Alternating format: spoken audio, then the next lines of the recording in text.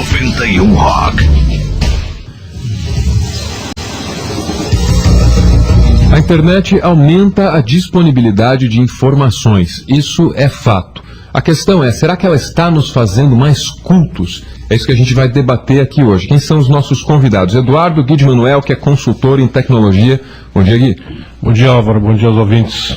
Também participa conosco o Antônio Borba, que é diretor executivo da Magic Web Design. Bom dia, Antônio. Bom dia, Álvaro.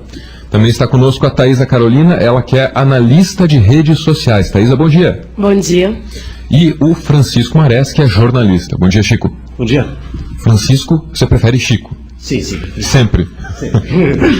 A gente não cansa de citar o Paulo Francis aqui, mas um dia ele disse, com aquele estilo de locução característico dele, que a ignorância é a maior multinacional que existe. Em 2011 eu acrescentaria cuidado, ela pode abrir uma filial na sua casa. A internet pode estar contribuindo para isso, às vezes, sem querer ou não? Antônio? Sempre, quase sempre. Vamos colocar que na internet, Álvaro, a quantidade de informação é muito grande e o difícil é selecionar mesmo, ter o critério. Tem muitas informações válidas, muito interessantes, mas o que eu percebo muito é que a internet, as pessoas têm usado muito a internet para coisas fúteis também. Além de ter um impacto grande na produtividade, se torna difícil realmente você mesmo se controlar e perceber até que ponto você está fazendo alguma coisa útil com aquele tempo que você tem, que é o tempo cada vez mais curto, e até que ponto você está agregando realmente alguma coisa através da internet. Então, isso acho que é um dos principais cuidados. Gui, a impressão que a gente tem é que quase toda a estrutura, quase todo o esforço está voltado para cultura pop. Você tem essa impressão também? Até certo ponto isso é verdade, né? A quantidade de informação, ela obviamente, ela dá ênfase à cultura pop. Isso é até natural se você pegar o perfil dos usuários da internet, né? Mas a pergunta que a gente teria que fazer, talvez para estimular o debate, é o contrário. O que aconteceria se não tivéssemos a internet no ano 2011, né? Estaríamos mais ignorantes ou menos ignorantes? A ignorância seria menos dominante ou mais dominante? Eu tenho a impressão que na média a gente está evoluindo, embora com todo esse mar de baboseira, de coisas ruins. Com mais informação, você precisa ser mais seletivo, precisa aprender a usar aquilo que mais interessa e também a interagir da melhor maneira possível. Eu sou sempre um otimista, eu sou sempre aquele que está olhando o copo ou a garrafa que ela está meio vazia, meio cheia e não meio vazia. Eu trouxe alguns dados aqui para efeito de comparação sobre a Wikipédia. Existe um estudo, quem adora citar ele é aquele Don Tapscott, o autor do Wikinomics, que é um entusiasta dessa história de compartilhar e da nova era que ele vê chegando com a internet. E ele diz, nesse estudo, que a Wikipédia é tão confiável quanto a enciclopédia britânica no que se refere à qualidade das informações. Só que o que a gente questiona é para onde estão direcionadas essas informações? São informações sobre o quê? Eu tenho um exemplo aqui, ó. Sabe o Pikachu? Pikachu é aquele Pokémon. Bom, o Pokémon, o verbete dele na Wikipédia tem 5.000 caracteres, tá? Aí tem o mico-leão dourado, que não é um Pokémon, é um animal, existe, tem extinção, aquele drama todo. 2.000 caracteres. Chico, isso te choca? Olha, isso na verdade não me choca. Eu acho que é natural, né? Se algo que é produzido pelo usuário, que as coisas que às vezes os usuários dão mais valor são as coisas da cultura pop, as coisas que estão mais próximas dele, não as coisas que estão tão distantes, assim.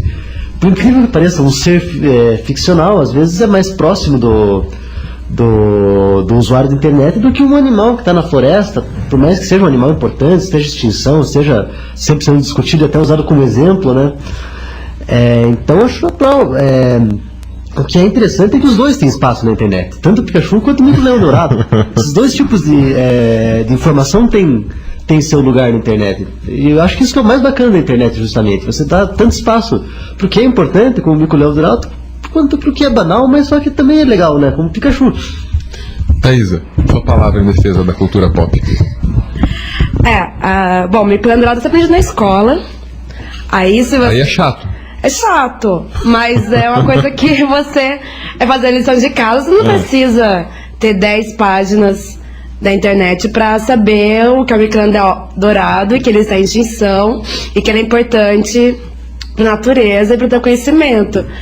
Mas, por exemplo, o Pikachu, as pessoas desenvolvem várias coisas, desenhos, jogos, então elas estão, como o Chico falou, elas estão mais próximas, porque é uma coisa não chata, você não tá vendo isso na escola, não vai cair em prova, então você quer passar mais tempo ali. E também que muita gente gosta de se identificar mais com o Pikachu do que com o Leão Dourado, ou com o assunto.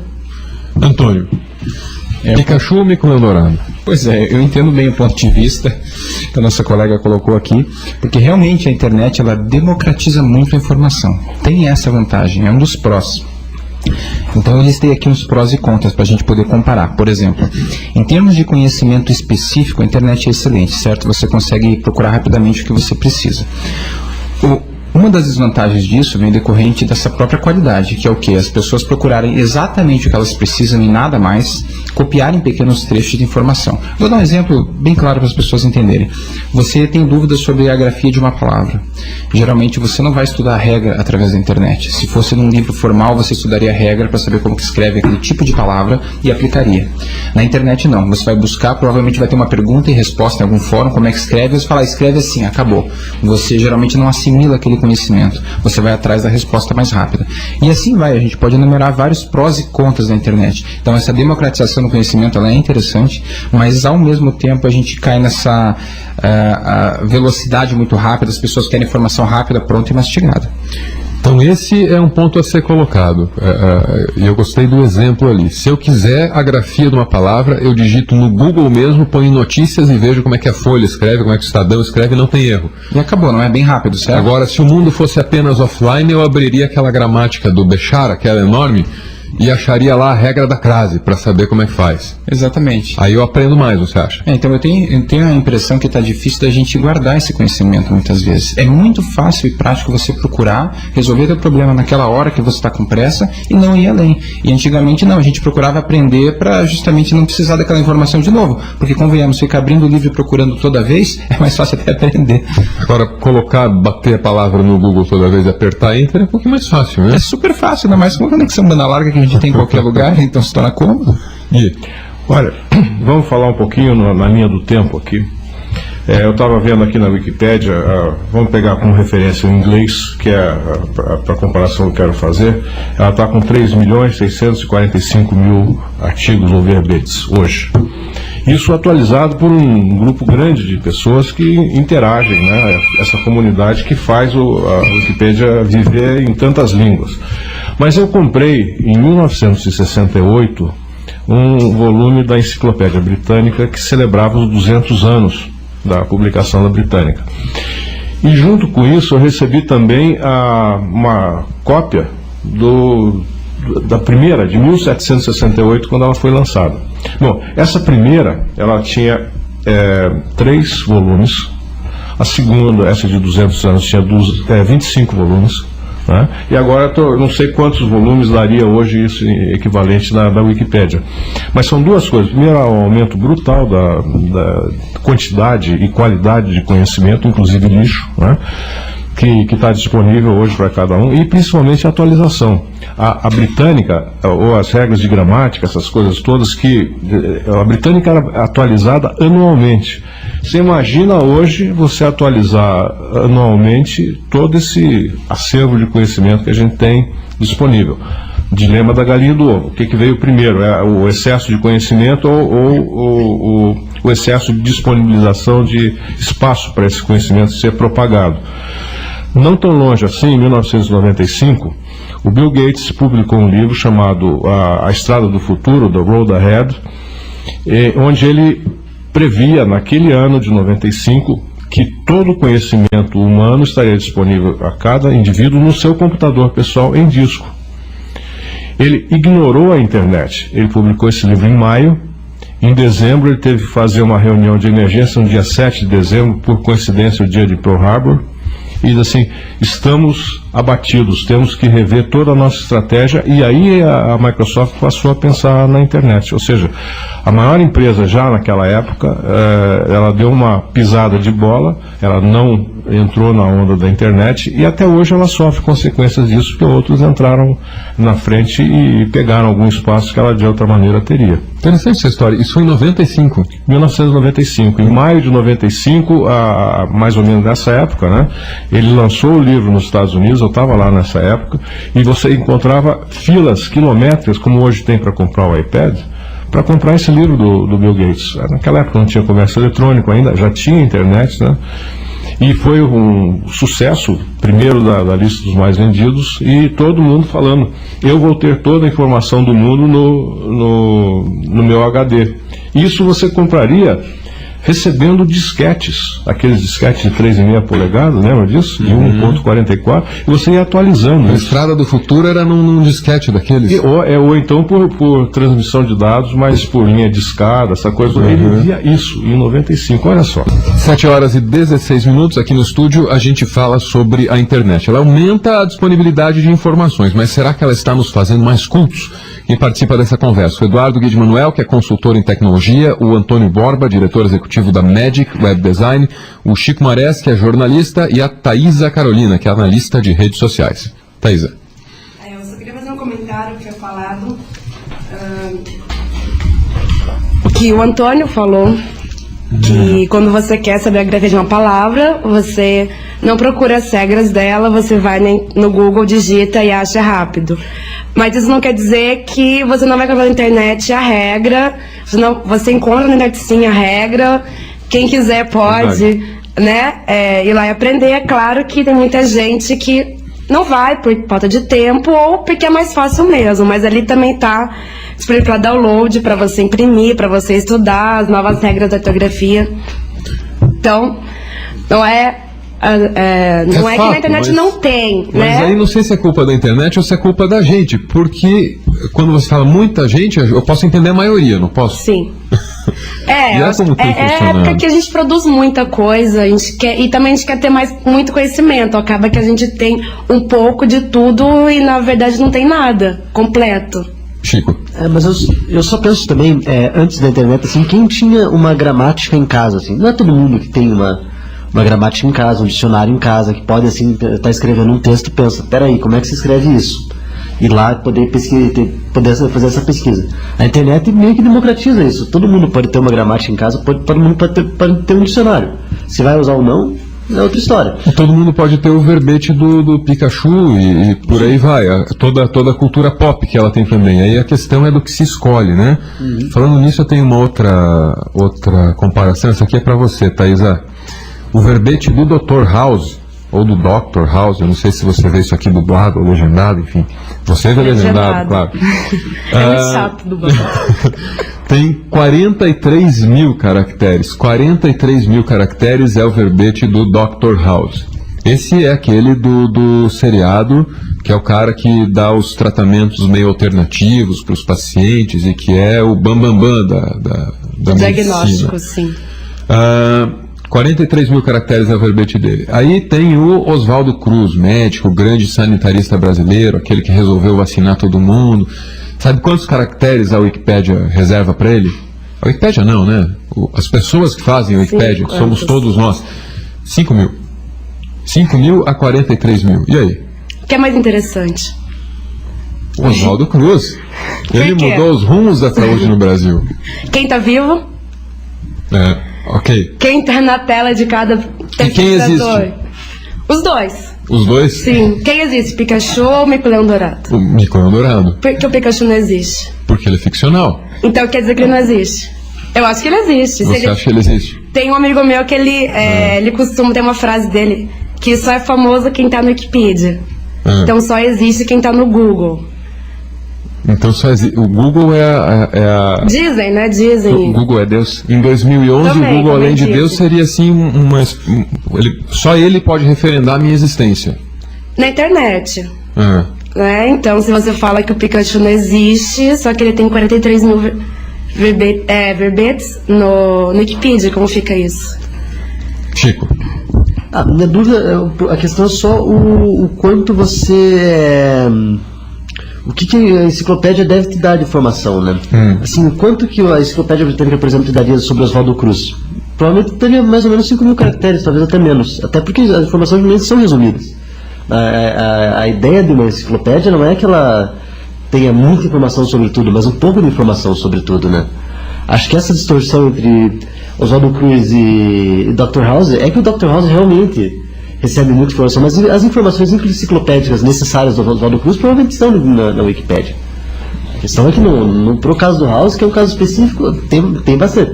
Óbvio que é muito mais interessante para o mundo que o Oswaldo Cruz seja mais conhecido que o Dr. House, assim, pelo menos na minha opinião. Mas eu acho que não chega a ser nenhum absurdo, e eu acho até que, como eu já tinha dito antes, que a internet possibilita pelo menos que os dois convivam, assim, que alguém que seja interessado em Dr. House possa cair por algum acidente na página do Oswaldo Cruz. Mas era também o que a gente estava falando antes de começar o programa, sobre o House, que também eu acredito nesse Wikipedia está contando o pessoal que está falando sobre cada episódio, sobre cada personagem. É o verbete todo, né? Então, eu não sei exatamente. Eu acho que teria mais o que falar dele do que do Oswaldo Cruz, por exemplo.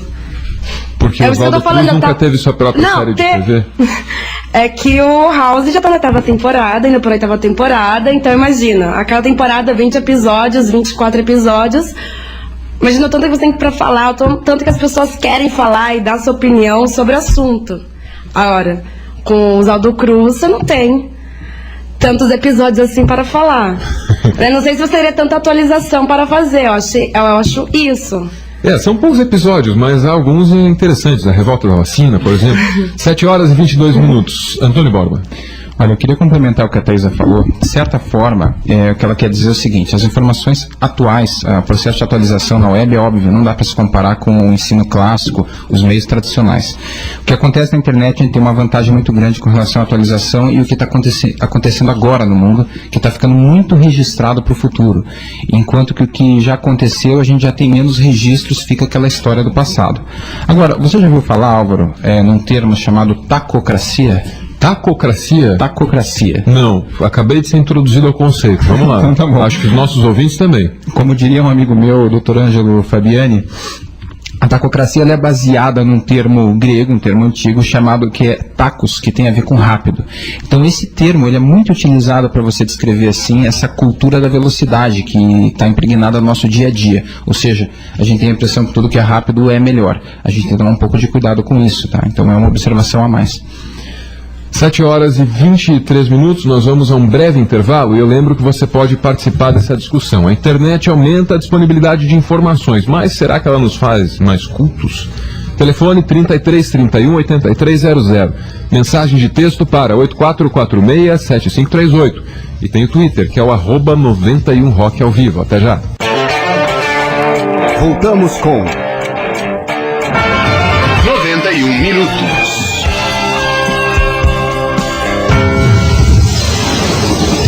7 horas e 26 minutos. A internet aumenta a disponibilidade de informações, mas será que ela nos faz mais cultos? Mais do que isso, um dia Paulo Francis disse que a ignorância é a maior multinacional do mundo. Em 2011 a gente faz um alerta, cuidado, ela pode ter planos de abrir uma filial dentro da sua casa. E a gente sabe que a ignorância trafega pelas mesmas estradas da informação. Então, será que a internet não estaria ajudando essa grande multinacional da ignorância em seu intento maligno de dominar o mundo? É o que a gente quer saber aqui hoje, nessa conversa com Eduardo Guide Manuel, que é consultor em tecnologia, com Antônio Borba, que é diretor executivo da Magic Web Design, com Chico Marés, que é jornalista, e com a Thaisa Carolina, que é analista de redes sociais. Antônio, a gente tem uma pergunta para você aqui, que chegou pelo Twitter. Só que eu consegui fechar a minha janela aqui. Espera aí. Carlos Cláudio, pergunte para o Antônio Borba se a internet ajuda ou atrapalha na educação, como no caso dos cursos à distância. Olha, Álvaro, é interessante a pergunta. Os cursos à distância, na forma de EAD ou e-learning, eles são muito interessantes, eu acredito, porque eles otimizam o tempo das pessoas, permitem que as pessoas, de certa forma, aprendam mais, ainda mais hoje que a gente não consegue se locomover muito bem, mas eu diria, isso vem a calhar com alguns prós e contras que eu listei aqui, que é a questão do individualismo, né, da pessoa ela se alienar um pouquinho do convívio em sociedade, o que a internet, de certa forma, acelera e proporciona a algumas pessoas. É muito fácil a pessoa se esconder atrás de uma rede social, não é mesmo? E a pessoa, enquanto que o conhecimento clássico, na forma de você frequentar uma sala de aula, eu acho que ele dá lições importantes sobre coletividade, sobre convivência com as pessoas. Então eu diria assim, ao mesmo tempo que o curso à distância ele é muito interessante, uma ferramenta muito importante hoje em dia, até indispensável, tem esse lado, que ele tira a pessoa da convivência e a gente se isola muito, a gente se protege muito através da internet e das redes sociais. E as pessoas precisam conviver umas com as outras, né? Tá, e tem mais. Porque quando uma pessoa quer ofender a outra, no que se refere às suas capacidades profissionais, vai falar, esse teu diploma aí, você conseguiu por correspondência, ou tirou na internet.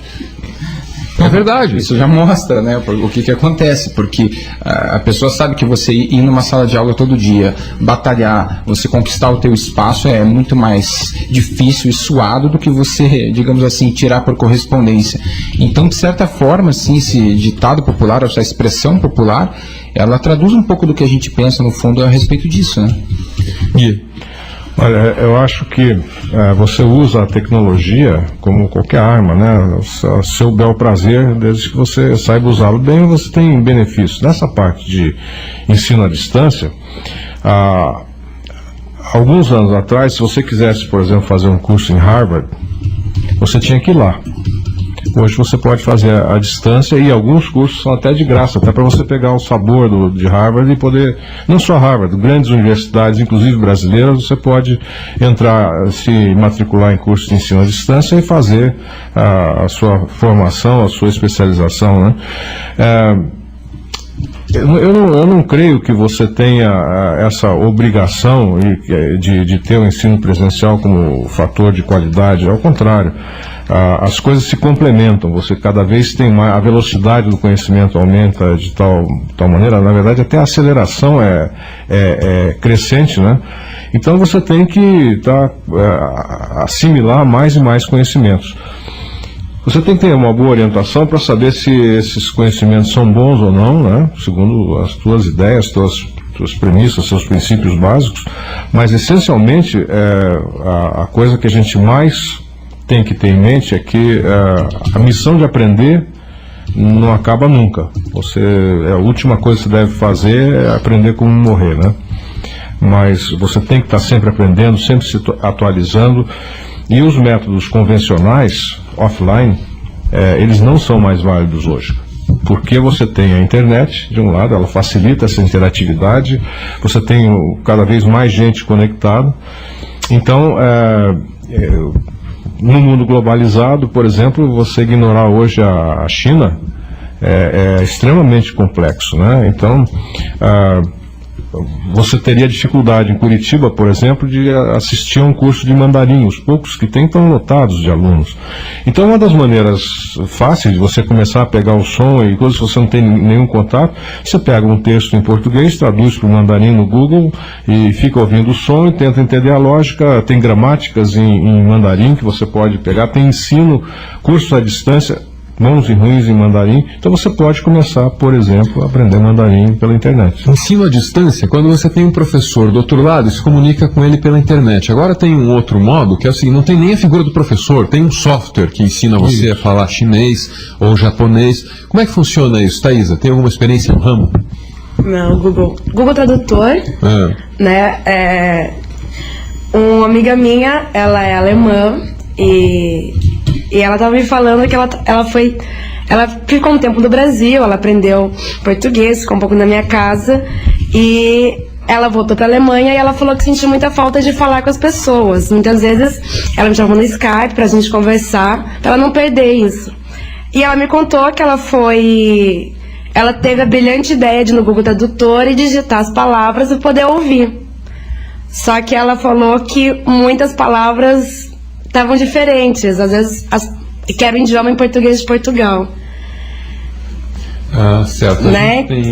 Tem mais participações aqui, ó. Ou também quando eu também já tive a experiência, eu estava fazendo uma aula de italiano e para você pedir para fazer um texto curtinho, eu fui fazer e para não passar vergonha eu fui no Google Tradutor para ver se estava correto. Aí quando eu fui traduzir o meu texto em português, eu vi que muita coisa estava errada. Peraí, você não colou do Google Tradutor, não? Não, eu só fui foi conferir. depois que você fez. Tá bom. Eu fui conferir e vi que tinha coisas diferentes ali. O Google Tradutor estava indicando que tinha coisas erradas no meu texto. Aí eu fui na aula e o professor corrigiu aquele texto. Ele falou, não, isso aqui tá completamente errado, tem uma frase aqui que não faz o menor sentido. Daí eu fui explicar pra ele, mas o Google Tradutor falou pra mim que fazia. Então, você não vai confiar totalmente no Google Tradutor. Ele até falou que é uma ótima ferramenta, mas ela ainda está em desenvolvimento. Você não pode confiar 100% nela. Mas eu creio que daqui a alguns anos isso vai ser possível. Participações de ouvintes aqui, ó. O Joelcio. Procurar um verbete no Google é igual abrir um dicionário e procurar da mesma forma. Então ele não vê diferença nenhuma entre uma coisa e outra. Manusear um dicionário e bater a palavra no Google e dar Enter lá para ele dar na mesma. Outra aqui é a Simone, ela diz: a internet disponibiliza regras gramaticais e etc. para todos. Só que em nenhum momento isso é garantia de que as pessoas irão falar e escrever corretamente. A gente já entrou num consenso sobre isso aqui e o Chico acrescentou o seguinte, que quando não existia internet também não havia garantia de que as pessoas teriam uma gramática em casa e iam abrir ela com frequência, não era isso, Chico? Sim, sim. E muito menos, Álvaro, que essa 100% de garantia da gramática, não, ela é bastante mais perfeita do que o que você tem na internet, no Google, por exemplo, na Wikipédia. O que acontece é que você tem uma quantidade muito maior. Então você tem que dosar as coisas, obviamente, né? A pergunta que eu colocaria para a Thaís, assim, se você não tivesse o Google Tradutor, você, para pegar um texto, para ter uma ideia rápida de como é que está no italiano, se está bom ou não está bom, você pode até perguntar para o professor, mas pode ser que também que o dele não seja muito bom, ou porque o italiano dele não é perfeito, ou porque a compreensão, se ele é italiano, o português dele não é perfeito. Eu tive aula de alemão uma vez, e a minha professora era russa. E eu quase fui preso em Berlim Oriental porque eu tinha sotaque russo, falava alemão com sotaque russo, né? E obviamente o meu alemão não era perfeito. Então, e ela era uma excelente professora, né? Então a gente tem que saber dosar qualidade, quantidade e principalmente o senso crítico. Eu acho que o senso crítico é fundamental para a gente poder avaliar, mas eu não abriria a mão do acesso à internet para ter as informações que eu preciso, principalmente quando elas são em tempo real. E eu até aprimoraria aquele teu complemento sobre 2011, Da frase apocalíptica do Paulo Francis. Eu acho que não é na casa, não. Em tempo de tablets e smartphone, é com você mesmo, no carro, na bicicleta, na academia. Abrir uma filial dentro da sua cabeça, a multinacional da ignorância. Persegue, efetivamente. Chico. O que me impressiona bastante, na verdade, não é nem a questão de você ter acesso à cultura inútil, ao, digamos, lixo, porque esse lixo até faz parte da nossa vida, é uma coisa importante. O que eu acho que é extremamente perigoso na internet é a questão da informação falsa, né? Por exemplo, acho que todo mundo aqui, por exemplo, já deve ter recebido pelo menos uns 50 mil e-mails na vida, daquela tua tia que não sabe usar a internet direito, que resolve mandar um troço pulando cheio de luzinha, dizendo com um texto horrível, dizendo que é do Arnaldo Jabor, ou que é do Luiz Fernando Veríssimo, assim, às vezes com informações falsas, com dados falsos. Você ficaria ofendido se você fosse um dos dois? Porque geralmente é preguiça e tal. Realmente até melhor Acharia o máximo? internet do que dele. Isso meio que referenda que você é um norte para a cultura nacional, seja isso bom ou ruim, né? Olha, nada de errado. Os textos que a gente recebe hoje, e-mails, por exemplo, com o cara na Nigéria que morreu a pessoa, ele é procurador, que quer depositar dinheiro na tua conta. Bom, isso já acontecia antes do e-mail, acontecia com o fax, antes do fax com o telex e antes do telex com a carta. Ou seja, o golpe precede a internet, né? A ignorância, a fraude, a forjar textos também precede a internet. A velocidade de disseminação é que é maior. Só isso, não tem grande diferença. Mas eu acho que antes existia uma espécie de carimbo que validava de alguma forma a informação. Por exemplo, se você lia no jornal, por mais que ela fosse falsa, às vezes o jornal publicava coisas falsas, você sentia que havia algo de verdadeiro ali. Na internet, às vezes, é difícil para muitas pessoas ter esse discernimento de ver o que é o verdadeiro, o que é o falso. Quer dizer que a credibilidade não está na mensagem, está no meio? Pelo que ela chega em você? Eu acho que na internet ela acaba ficando na mensagem, por meio que as pessoas não conseguem às vezes enxergar exatamente se ela é crível ou não. É muito nebuloso. É muito nebuloso essa questão. Álvaro, se me permite, nós temos Antônio. Eu fiz uma pesquisa sobre a questão da credibilidade na internet. E é muito interessante. Eu achei um artigo aqui sobre do Rogério Cristofoletti e Ana Paula França, que é Confiabilidade, Credibilidade e Reputação. Muito interessante a forma que eles colocam, porque na internet a gente tem essa questão da credibilidade temporária, se você observar. São as pessoas que fomentam a liderança de uma forma meio instantânea e às vezes até descartável através das redes sociais principalmente. E eles falam que uma pesquisa feita em Portugal, que os bloggers mais respeitados são os mais transparentes e que citam as melhores fontes. Ou seja, não necessariamente a pessoa criou aquela informação, mas ela fez um trabalho bem respaldado de fontes, como até é natural a qualquer texto bem escrito. O hipertexto converte-se em um elemento de autoridade a aumentar a profundidade da informação. Então, quer dizer, o leitor ele aprecia a credibilidade e transparência ao ler um blog ou uma rede social. O Chico bem colocou, isso é um fator muito importante na internet. E existe só uma questão de você saber discernir. Então, muitas vezes, fundamental que você recebe através de uma pesquisa. E eu acho que no conhecimento clássico, nos meios impressos, as credibilidades elas tendem a ser mais definitivas, elas têm contextos históricos. E na internet a gente tem que tomar cuidado com essas questões da credibilidade temporária e de quem é o autor que está descrevendo, porque você possa validar esse meio. Citar a fonte e linkar as informações originais ajuda se você tiver um blog e quiser passar assim, uma confiança para o leitor, né? Perfeito, porque eu acho, Álvaro, só para complementar e finalizar o assunto, assim, a pessoa que ela quer reter o conhecimento, sabe, ela não aprende, ela não compartilha, ela não evolui. A pessoa que realmente ela conhece sobre aquele assunto, ela não tem medo de compartilhar o conhecimento e deixar claro quem ela citou. Você não tem que ficar escondendo de onde você tirou, porque, muito ao contrário, isso demonstra, eu acredito que cultura e credibilidade. Várias participações de ouvinte aqui, vamos a algumas delas. O Alessandro, que se identifica como teólogo, diz que o conhecimento se perdeu em meio ao mundo de informações que nos bombardeiam pela internet. É por aí, Gui? Não, discordo. Há um exagero aqui na afirmação do Alessandro, você acha? Frontalmente, né? A gente vê que as épocas de trevas da humanidade, elas são naquelas onde você impõe restrição à propagação do conhecimento, vide a Idade Média. É bastante bom a gente poder refletir sobre esse tema, a provocação é boa, mas eu acho que não.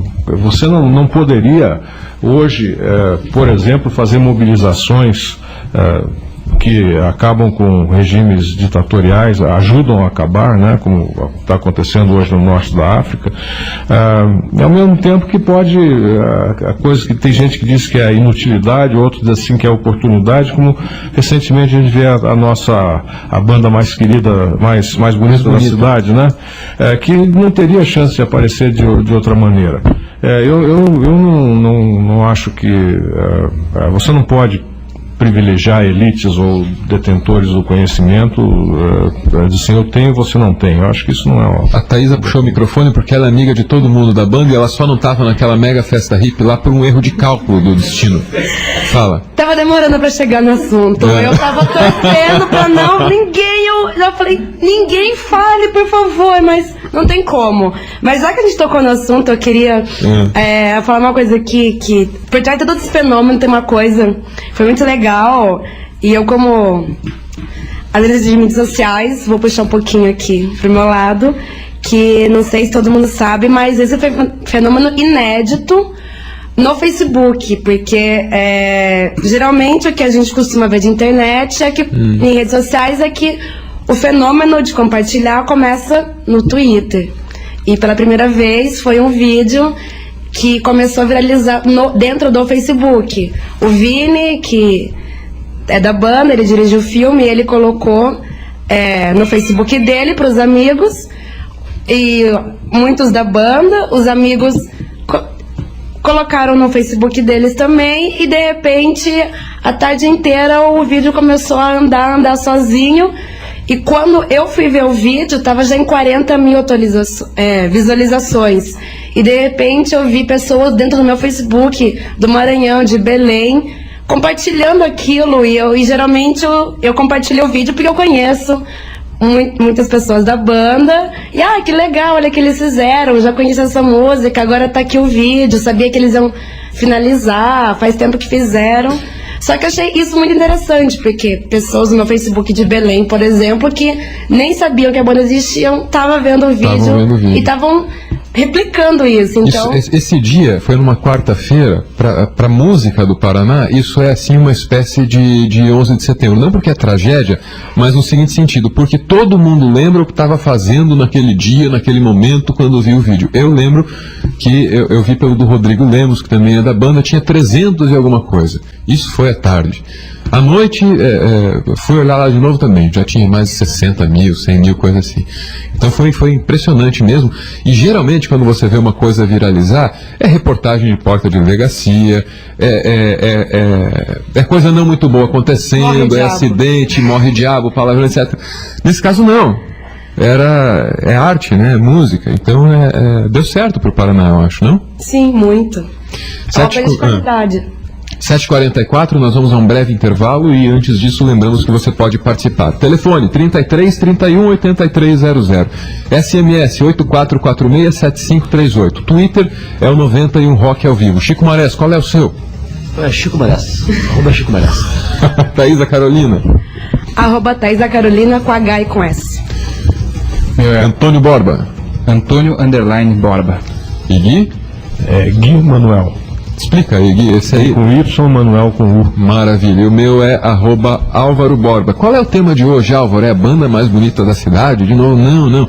É a internet. Ela nos faz mais cultos? Sim ou não? Esse é o debate de hoje aqui. 91 minutos. Volta já. Agora são 7h50. Nós temos mais participações de ouvintes pelo Twitter.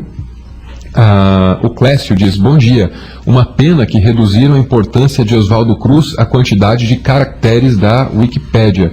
Eu li a participação do Clécio aqui no intervalo, a gente está tentando descobrir quem fez isso aqui e a grande candidata é a Thaisa. Eu só comentei, expliquei porque que o Oswaldo Cruz tem muito menos verbetes do que o Dr. House. Clécio, o Twitter dela é o... Thaisa Carolina. Com H. Com H, né? Isso, e Thaisa com S. Então pode continuar o debate por lá e agora ela vai terminar o que ela começou, né?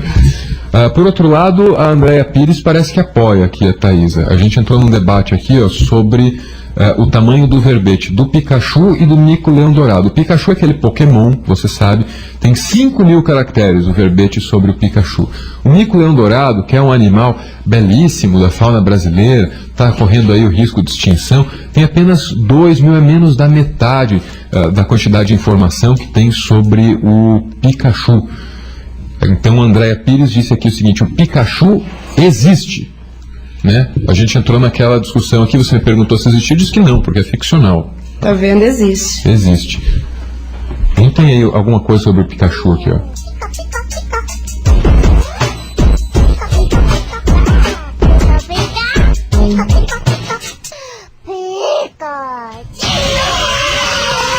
Você não entende direito? Isso aí foi o funk do Pikachu. Por que tudo que está na internet tem que ter o funk? Tudo que é hit na internet, tudo que é sucesso na internet, tem o funk relacionado. A gente está na cultura do remix, né? Dos mashups, que a gente quer uma coisa que é legalzinha, que é repetitiva, tá ali, você quer porque quer fazer uma coisinha... vamos aí botar um funk pra ver como é que fica, vamos aí colocar uns lasers pra ver como é que fica. Eu acho que o Chico pode falar, ele é um grande especialista em funk, principalmente esse funk do Pikachu, o funk carioca, né? Eu sei que ele descobriu o Sou Foda há muito mais tempo do que toda gente existe. Agora ele explica o que é o Sou Foda. Não, calma, verdade, eu realmente não estava esperando esse vocabulário aqui. Do que se trata esse negócio? O que é isso? Não, eu sou fera, né? Sou fera, isso. Boa, gostei. Eu sou para menores. Não, na verdade, que os funks, assim, que eu acho mais engraçados, mais divertidos, são os que são feitos com mais... que não são feitos com intenção de humor, né? Eu acho que isso é uma coisa do humor da internet, que a maioria... o humor mais engraçado da internet não é feito como para ser humor, mas no caso, o Soulfera, né? É um clipe de uma... Quem vai achar o Soulfera? Não, você não vai achar no Google. Tá bom, mas deixa eu só explicar para vocês como é que esse programa funciona. Esses dias a gente colocou uns vídeos aqui e tinha lá a palavra imbecil. Nosso produtor censurou, colocou um bip de censura em cima, porque ele é um produtor e ele é um protetor Eu quero pedir dos desculpa aqui ouvidos pra das ele. famílias curitibanas. Mas vamos lá, daqui por diante é Soulfera, gente, combinado? Então, o Soulfera, né? É um vídeo, uma música, é um pessoal do Rio de Janeiro que tem uma produtora chamada Amigo Produções. Ela faz clipes para artistas independentes do funk carioca. E são vídeos muito engraçados. Tem que procurar no Google, Amigo Produções, dessa vez sem censura, Amigo Produções mesmo. Então são vários vídeos, assim, entre eles tá esse, tem a dança da bicicleta humana, que eu acho sensacional, que é muito engraçado. Uma dupla de MCs que é o Boto Empresário, também muito boa a música deles, música de primeiríssima qualidade. Mas enfim, eu acho muito legal esse... também é uma coisa que o pessoal faz assim, tipo... É o que eles têm ali, o que eles têm pra mostrar, assim, tipo, é engraçado, assim, é curioso. Tá, mas não é pra família curitibana, não é? Não é pra família curitibana, é pra maiores de 18. É isso. Álvaro, agora eu quero ouvir o funk do Mico Leão Dourado. Cadê? Não tem. Por quê? Porque ninguém celebra o Mico Leão Dourado. A questão é essa, isso está correto? Coitado dele. Fiquei com dó agora. Acho que as pessoas aí da internet precisam fazer o funk do Mico Leão Dourado. Quem sabe ele fica mais legal. Antônio. Eu queria aproveitar o gancho da Thaís e do Chico. A questão é a seguinte: existe uma frase de Thomas Jefferson que é o seguinte: a imprensa tem que ser livre, não necessariamente boa. E a internet, ela é assim. A internet é livre, ela é democrática, mas nem tudo são normas cultas, nem tudo são, digamos assim, a gente vê muita cultura descartável, cultura pop, assim, é um exagero, como a gente falou aqui. O que eu acredito, assim, que deve ser um parâmetro para as pessoas é o seguinte: legal essa brincadeira toda, mas será que a gente não está, muitas vezes, investindo muito tempo, como eu falei anteriormente, já nessa questão da brincadeira, do pop, do descartável? Porque eu vejo assim, a internet, eu trabalho com isso e vejo que é um grande fator de distração e perda de produtividade no trabalho sempre. E falando do Google, nós temos um ditado lá na Magic Web que é o seguinte: se não está no Google, não existe. Então, de certa forma, o Google acaba validando a nossa existência e o que é real. Se a gente tem dúvida sobre algum termo, digitou no Google, não apareceu nada, é bem possível, bem provável que ele não exista mesmo.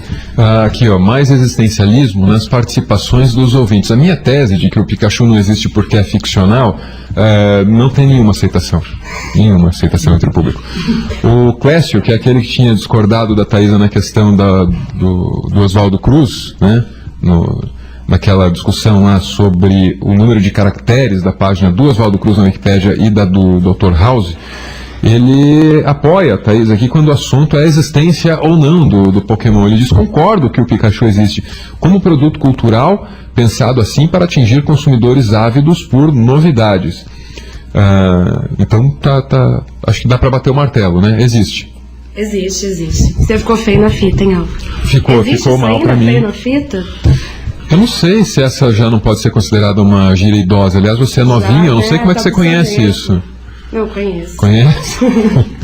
7h56, nós vamos a um breve intervalo e já voltamos com essa discussão aqui. A internet nos faz mais cultos? Sim ou não? O que você acha? Telefone 33 31 83 00, mensagem de texto para 84467538. E tem o Twitter, que é o @91rock. Tem também o do Chico, que é o E o da Thaisa, que é o Thaisa Carolina. E o do Antônio Borba, Antônio_Borba. E o do Gui, @Gui Manuel, Gui com GY, Manuel com U. Maravilha, agora são 7h57, intervalo, já voltamos. 8h. A internet aumenta a disponibilidade de informações. Isso é fato. A questão é, será que ela nos faz mais cultos? Esse é o tema do programa de hoje. Você participa pelo telefone, que é o 33 31 83 00. Manda mensagem de texto para 84467538. Ou então participa pelo Twitter, que é o @91rock ao vivo. Participando, você entra no sorteio de um par de ingressos, mais 2 chopes para a quarta Personalidades do Rock, que é no Sheridans. Algumas participações que chegam pelo Twitter. A Andrea Pires diz: informação é importante, só que é inútil sem uma base cultural firme. Até perigosa pode ser. Eu achei muito interessante ela ter invertido aqui, eu não sei se foi de propósito, até perigosa pode ser. Ficou parecendo um conselho do mestre Yoda, que é o cara que sempre diz as coisas mais sábias no Star Wars. Então isso aqui significa que você tem que levar muito a sério essa frase, que não tem como estar errada. Ó. Informação é importante, mas inútil sem base cultural firme. Até perigosa pode ser. É verdade, diz aqui a Andrea Pires. Ninguém vai conseguir discordar nem por um instante do que ela falou aqui. E a Meti, que é da Itiban, diz: oiê, queria mandar um abraço para o Chico e um beijo no ombro da Thaisa Carolina. O que é um beijo no ombro, Thaisa? O beijo no ombro é um vídeo de, novamente, nossa cultura fútil. É um vídeo que também não é para a família curitibana, mas quem quiser pode digitar lá, Vanessão Delegacia, como você falou. Tô ficando com medo de você falando desse vídeo.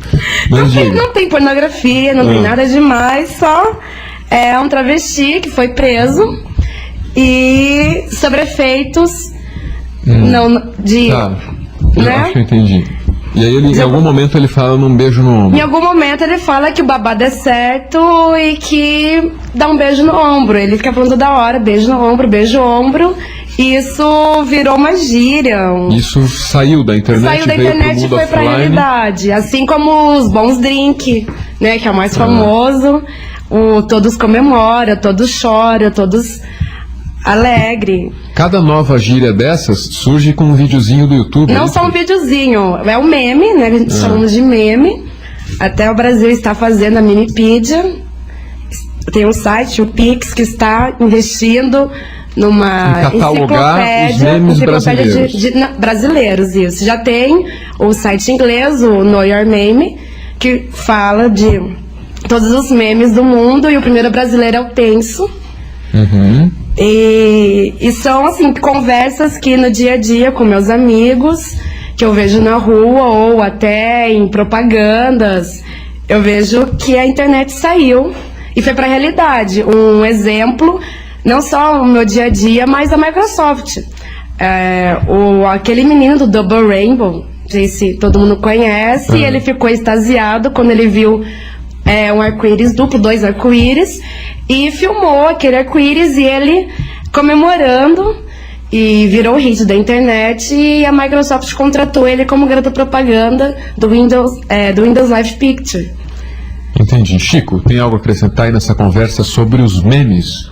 É que eu acho que às vezes a gente só vê os memes assim, eles são engraçados, eles são legais, eles são bobos, são fúteis, só nessa dicotomia assim de se o meme é uma coisa muito engraçada, mas também muito pouco importante. Mas eu acho interessante o meme, porque ele te dá um pouco da medida do que é importante para a sociedade, do que é engraçado para... Do que é importante para a sociedade? Sim, do que é engraçado, do que é significativo para a sociedade. Às Tipo vezes, um beijo no ombro. por exemplo, Interessante no momento. Não, eu acho que você dá muitas dicas assim para você pensar o que a gente acha engraçado, o que a gente se importa, o que a gente quer saber, assim. Entendi, é um espelho do senso comum, claro, e do que pega. É um espelho do senso comum e do que pega, tanto que está influenciando muito, por exemplo, o mercado publicitário hoje, a linguagem do meme, né? Tá, tem eu me lembrei aqui, porque a gente só citou exemplos assim que não podem ser analisados a cabo, porque não são próprios para um programa que passa no rádio às 8h05 da manhã, com carros, em que os pais levam seus filhos à escola e tudo. Mas tem um que não tem palavrão, não tem nada, que é aquele da Xuxa. Pega fogo na nave da Xuxa nos anos 90, e aí ela grita, vem gente, vem gente. Aí a frase vem gente tá em todo canto da internet, e é por causa desse vídeo. Isso, ela saiu desse contexto da Xuxa, vem gente, e o que eu vejo muito meus amigos no Twitter, no Foursquare, no Facebook usando, estou em tal lugar, vem gente. Ou o outro também é o Senta lá Cláudia, que também é a Xuxa. A Xuxa é uma grande criadora de memes, mesmo sem querer. O Senta lá, Cláudia, como é que é essa É um história? vídeo que... É uma criança que está irritando ela? Conta aí pra mim. Isso, é na TV Manchete, já bem mais antigo da Globo, do que a Globo. E são as crianças que estão lá no meio das brincadeiras. E tem uma delas, que é a Cláudia, que ela só queria brincar. Só que ela começou a andar pra lá e pra cá, a Xuxa não tava num momento com muita paciência. E a menininha foi lá toda feliz, empolgada, ela, senta lá, Cláudia. Então virou um meme que sei, tá, vai, tá bom, tá. Mesmo, algumas vai. pessoas já devem ter ouvido isso. Senta lá, Cláudia, e não sabem Da onde vem, da origem. Então, É da Xuxa. basicamente, senta lá, Cláudia, significa, sai daqui, vai. Tá bom, tá, vai, acredita, tá. Antônio. Agora, veja bem, essa questão dos bordões, das frases, etc., já existe de programas de humor, de novelas. Se a gente pensar, isso acho que não foi lançado na internet. As pessoas já usam isso há muito tempo. A única questão é a seguinte, como você se sentiu, por exemplo, Álvaro, uma pergunta para você, após você ficar aí 2 ou 3 semanas meio desligado da internet por conta das suas férias? Você não se sentiu em outro planeta? É difícil, né? Então, Verdade, é como se tivessem desligado o meu respirador. pois é, o que eu queria colocar é isso. Uma semana fora da internet, você fica perdido, você perdeu tudo o que está acontecendo e as tendências.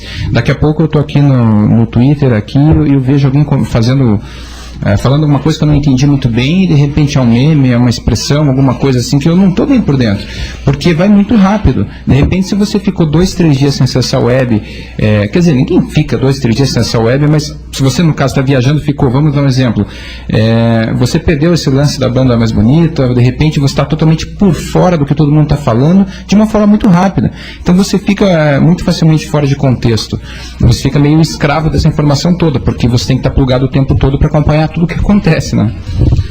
Não só está plugado o tempo todo, mas no caso de você viajar, você pode ir lá e de repente você ouve alguém falando, vem gente, como assim? Você vê todo mundo no seu Twitter falando, no seu Facebook falando, aí você vai no Google, digita, vem gente, e vai procurar o que aconteceu, e não só aquilo, mas tem todo um monte de verbetes falando dos memes e repetindo. Aí o Pix, o site upix.com.br, eles estão criando a Memepedia. Mas, Thaís, isso pra gente tudo bem, mas e pra pessoa que não tá plugada assim como nós, a gente não pode esquecer, há sim, de certa forma, a ditadura da internet e das redes sociais, né? Quer dizer, a partir do momento que a gente coloca isso como uma realidade tão evidente, assim, qualquer pessoa que não tá tão conectada ou que não gosta de usar o Twitter, como é o caso das pessoas um pouco mais velhas, então ela tá totalmente por fora do mundo. Então eu acho complicado, eu acho que é um pouco de exagero nesse movimento todo, assim, se me permite, apesar de eu trabalhar com isso, eu acho que a gente está ficando escrava de todo esse modismo. Não, eu concordo com você, só que essas pessoas que elas escolhem não ter esse acesso, também eu acho que as pessoas que têm acesso não podem escolher menosprezarem ela ou deixarem ela de lado. Ela escolheu não estar ali, então não é por isso que ela vai ser jogada, marginalizada, jogada de fora da sociedade e vai ficar por fora. Ela só não quer se envolver naquilo. Mas você entende o que eu estou te dizendo? Sim, a questão é assim, parece que esse lance do modismo, ele tem que vir rápido para você estar cool, para você estar por dentro, você tá no último modismo. Acho que é uma necessidade muito grande de afirmação, que vem nessa cultura do eu. Sim. E no Twitter muita gente fala e pouca gente ouve, na minha opinião. 8h09, a gente vai encerrando por aqui essa conversa sobre a internet e a cultura, que começou assim e terminou nos memes. Eu agradeço as participações dos nossos convidados e abro aqui para as considerações finais. Olha que coisa formal. Eduardo Guide Manuel, consultor em tecnologia, muito obrigado pela sua participação. Obrigado pela oportunidade, Álvaro. É sempre bom estar aqui conversando, trocando ideias, né? E ver que a gente pode efetivamente sempre aprender um pouco. Mas o recado final que eu queria dar é que a gente precisa estar cada vez mais seletivo quando a gente está na internet, está plugado cada vez mais, para a gente não ficar sendo levado por modismo, simplesmente, né? Senão nós seremos mais um naquele bando de gente que não tem vontade própria, nem opinião própria. É importante você formar um conjunto de informações, de opiniões, e você mesmo ser opinador, mas efetivamente você saber aquilo que você quer e saber fazer filtro, porque caso contrário você arrisca ficar sendo mais um mandado e não ser um mandante. Eu acho que isso é uma diferença grande nesse mundo de 2 bilhões de internautas. Até aqui, a conclusão mais surpreendente desse debate veio de um ouvinte. Acabou de chegar aqui, do Rui Bittencourt. E é uma pergunta, mas é uma conclusão. E quem tem o poder de dizer que o Mico Leão Dourado é mais importante que o Pikachu ou vice-versa? Ninguém tem. Aquilo lá na internet, o número de caracteres da página de cada um na Wikipédia, é a gente decidindo agora. É isso? Antônio Borba. Eu não colocaria dessa forma, Álvaro, porque assim, para começar, a gente considera que a internet assim é uma unanimidade, ela quase é, mas tem muita gente importante, culta, não tão ligada em Wikipedia, em Twitter, como eu acabei de falar. Eu trabalho com isso, então não estou indo contra, mas assim, a gente não pode esquecer que o nosso mundo não se resume a isso, e eu apoio 100% o que o Gui falou. A gente tem que tomar cuidado com modismos, e a internet é democracia. Mas eu acho que a gente tem que tomar cuidado para não julgar ela como a verdade absoluta das nossas vidas, como a gente acaba vendo isso acontecer muitas vezes. Então, assim, como eu falei, trabalho com isso, mas vamos tomar um pouquinho de cuidado com essa questão do modismo e de como a gente coloca as prioridades nela. Para encerrar a tua participação, eu tenho um especial que eu guardei para o final aqui para você. Na Wikipédia, página do desfibrilador, um equipamento que pode salvar vidas. 2.700 caracteres, Atari 2.600, o videogame que marcou a época, 13 mil. E aí? Você está falando isso porque você gosta de videogames e sabe que eu coleciono Atari, mas... O Antônio é o maior colecionador de Atari do Brasil. Você me colocou contra a parede aí. Aí, justamente, o desfibrilador, você foi um pouco injusto, porque você colocou o rei dos videogames, que tem toda uma história por trás, com o desfibrilador não fazendo pouco, mas o equipamento está ali, serve para aquilo e acabou. Obrigado, Antônio. Agora as considerações finais do Chico Marés. Chico, muito obrigado pela sua presença. Obrigado a você e aos ouvintes. Eu só queria falar um outro ponto do desfibrilador, que também é só um botão e faz uma coisa, né? O Atari faz tanta coisa, né? Eu acho que até faz sentido você ter mais caracteres porque faz mais coisa. Até a diferença é favorável ao desfibrilador, é só o quê? 10 mil caracteres? Se você cair duro aqui, eu vou tentar te ressuscitar com o Atari, rapaz. Mas então, voltando ao tema inicial do debate, né, era que se a net nos deixa mais cultos ou mais incultos, né? Eu acho que nenhuma nem outra. Eu acho que a net nos permite ser mais cultos. Eu acho que ela nos coloca muita informação, nos disponibiliza muita informação, mas o fato de você estar na internet não vai te deixar mais culto. E também o fato de você não estar na internet também não vai te deixar absolutamente inculto. Como o Antônio até falou, tem muita gente que não está na internet, que não participa da internet, que tem um acesso bastante limitado, que ainda hoje tem muita cultura, muito conhecimento, sabe de muita coisa, e mesmo assim, consegue se manter informado mesmo assim, mesmo sem...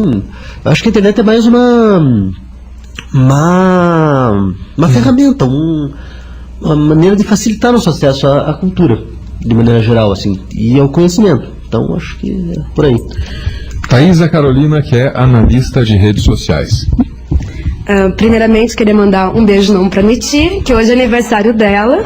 É aniversário dela, parabéns, Miti. A Miti dá uma grande contribuição a Curitiba com a loja de quadrinhos dela, que deve ser a única da cidade, né? É a única. Que é especializada em quadrinhos. Está há mais de 20 anos e é muito legal. E todo mundo que gosta de quadrinhos em Curitiba tem que passar lá porque não existe outro lugar. Também faz um serviço para os nerds que jogam aqueles RPGs de carta, tipo Magic. O pessoal passa o final de semana internado lá na loja dela. Mas diga lá, Thaisa. Bom, já que a gente estava falando sobre cultura paranaense, você falando da banda, eu queria aqui indicar o Twitter @culturapr, que você vai saber notícias sobre a cultura paranaense, não só da banda, mas do que acontece no Paraná. Esse Cultura PR está ligado a um órgão público, Secretaria de Cultura? O Twitter que eu faço, um dos itens que eu faço, eu atualizo e analiso, que é a Secretaria Estadual da Cultura, que a gente implantou agora esse ano, o Twitter lá. E também tem o Mon Museu.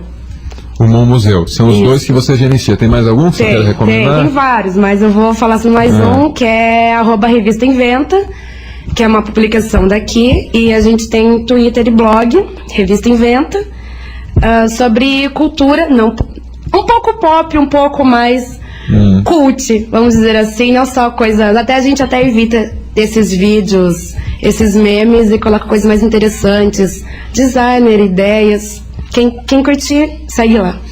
Tá, eu não sei muito bem o que é cult. Um dia a gente chama um debate aqui só para decidir o que é cult, o que não é e quem decide, né? Também é muito importante se não é e quem decide, né?